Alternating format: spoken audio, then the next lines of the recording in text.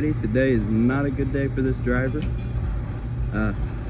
He decided he would try to go down that driveway there, and the ground basically gave way and just ended up putting him on his side.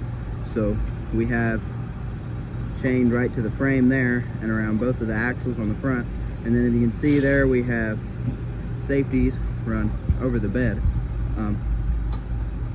They run down over the other side, as you can see there, to help pull it over this way. The truck is actually not that bad. It's not totaled. We'd probably still be able to use it if it was loaded with asphalt, which it is no longer loaded with. But quick de-winching again. Hopefully she comes up this time.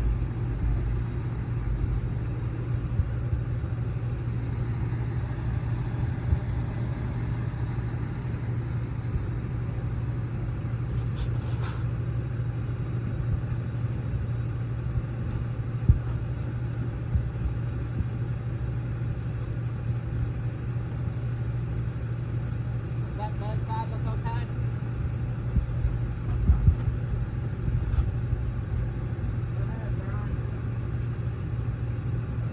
Almost got the front axle touching the ground. Right there.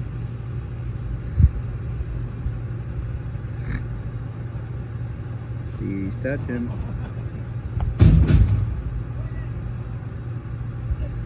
We put chains around the dump bed because if we have... Brian, keep going up a little bit.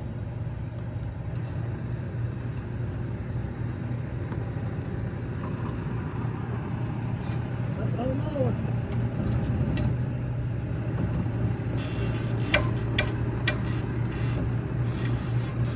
I got you again.